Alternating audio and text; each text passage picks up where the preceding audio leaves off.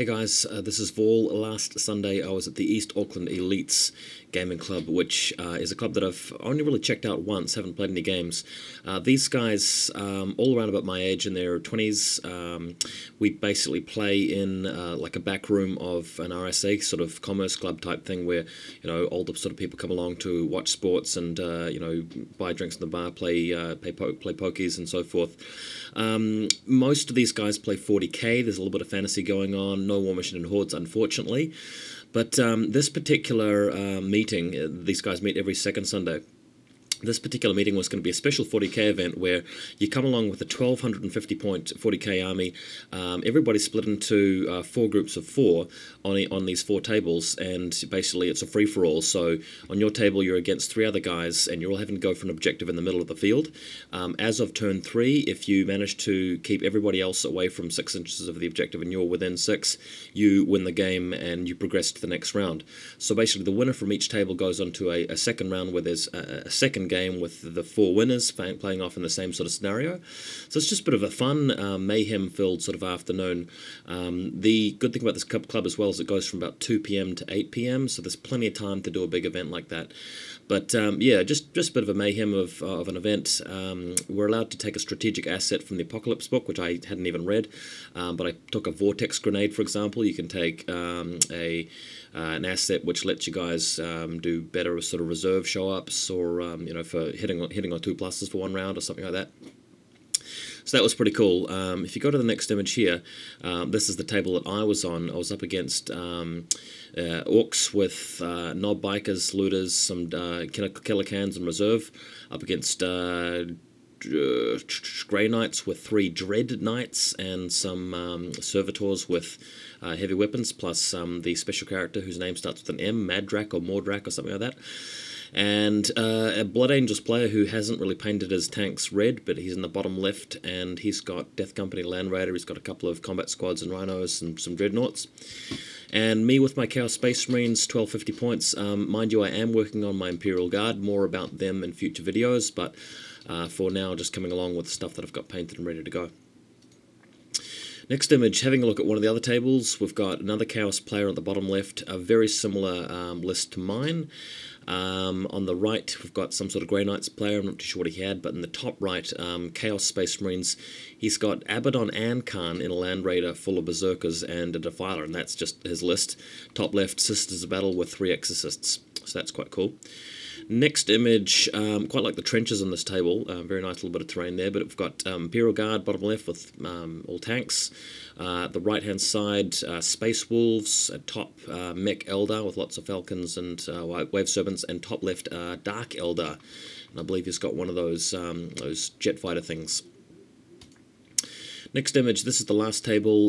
We've got Deathwing Terminators, probably with the Belial dude. The right-hand side, he's got Space Wolves, although his army is basically painted like they were Ultramarines, which is kind of annoying.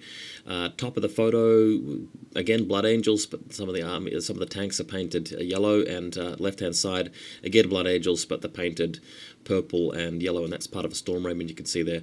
Yeah, one thing I don't really like about 40k players is they just, pick the book they like the best and just paint their guys, whatever the hell they want, and sort of that part's fine, but it's just annoying sort of seeing, for example, Space Wolves that look like Ultramarines, and then Blood Angels that look like Imperial Fists. I mean, it's cool if you come up with a very original color scheme and maybe go for a different sort of chapter. I don't really know.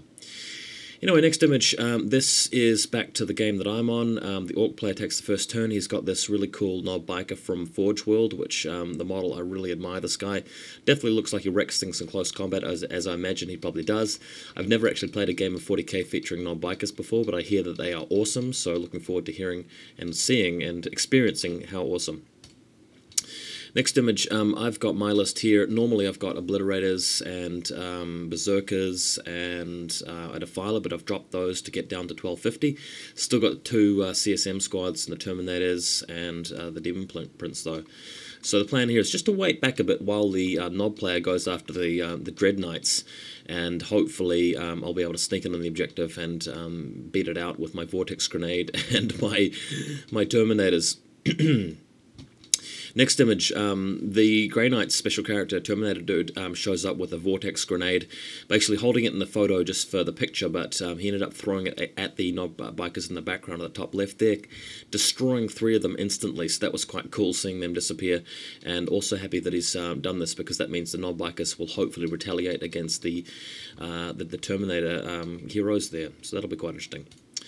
Next image, the Orc player also brings in some dudes from reserve. He's got a special strategic asset which allows him to pick the side, I think, so shows up with the Grots straight away in behind these Imperial dudes. They're not quite guardsmen, they've got leadership 8 and they've got some special weapon loadout or something, but not too significant there.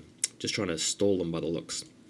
Next image, he's got some killer cans showing up behind the Blood Angels player with their big shooters and so forth, trying to get some shots and some rear armor and an assault, which will be really funny because that's really going to tie him up. And if you go to the next image, he's put some killer cans behind me, but I seem to come off best here because all he has to assault is my Demon Prince, and let's be fair, the Demon Prince will probably kill him. Note that in the background he shot at me with some twin-linked assault cannons, and that's popped my Rhino, so I've already got a squad of Chaos Space Marines foot slogging it for the rest of the game. Next image, he does indeed assault the Demon Prince, who has Warp Time up, and also he's got the Mark of Nurgle.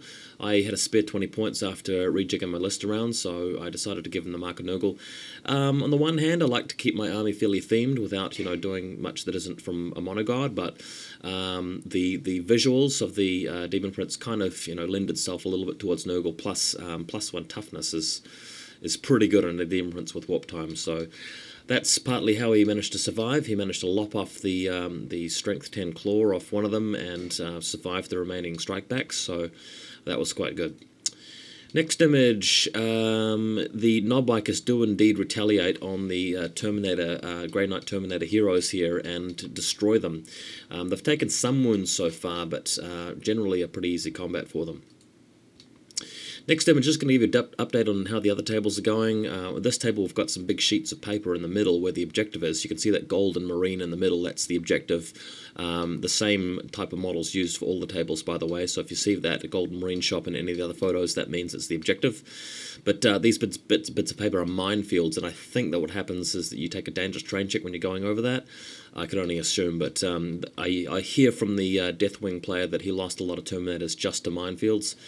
But certainly looks like a bit of a slugfest here.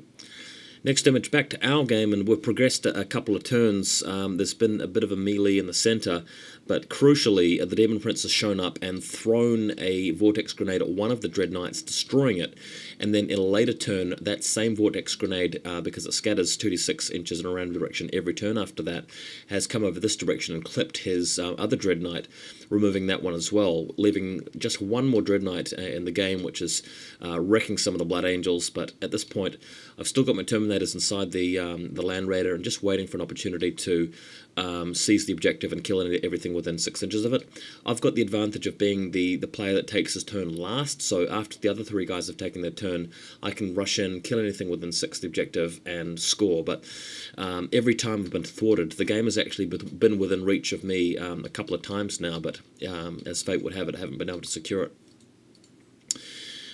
So next image, what we've got here is basically the Blood Angels Land Raider has been blown up again by a Vortex Grenade, but he has managed to disembark with his dudes, his whatchamacallits, his Death Company, because what happened is the Land Raider ran aground amongst some difficult terrain and rolled a 1, so was immobilized, so the Death Company disembarked and left it, and then it got destroyed, so luckily it wasn't destroyed while they were inside it.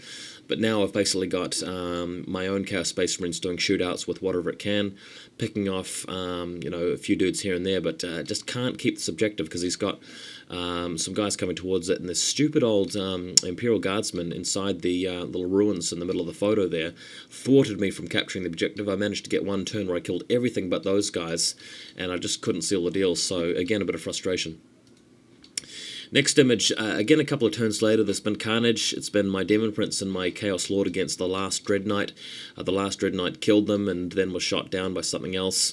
And this is probably the climactic point in the game here, where the Orc player's got nothing left but some shooters on a building far, far away. The Grey Knights player's got nothing but this Imperial Guard squad in the ruins and some servitors with heavy weapons far in the background. I've still got a Land Raider operational next to the objective, and the Blood Angels player has nothing but these 3 Death Company Marines.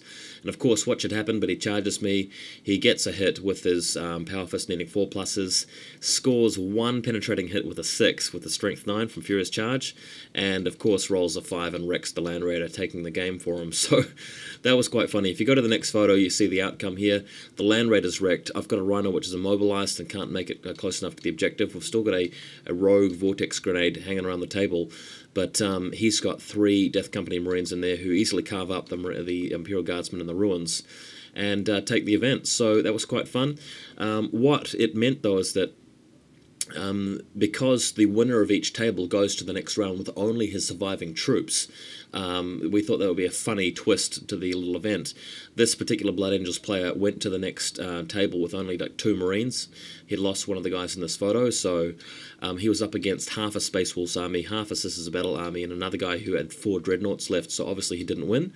But that's how it ended up, and I believe the Space Wolves player, no, it was the guy with the 4 Dreadnoughts, I think, who won it in the end. I can't quite remember, but it was a really good time had by all. After the games, we had some pizza and just had a bit of a laugh, so really enjoyed myself. Definitely going to be attending this club more often and playing some 40k. If I can rope anybody into playing War Machine and Hordes, maybe with some demo games, so I'll hopefully do some of that. But I've been spending a lot of money and effort and work getting my Imperial Guard army up and running, so I'm quite keen to show that off and play some games. Maybe even some Warhammer occasionally, Warhammer Fantasy, but in the meantime I'll be concerting most of my efforts to War Machine or Hordes and a little bit of 40k. I hope you guys enjoyed this random mishmash of photos and the event. We'll catch you next time.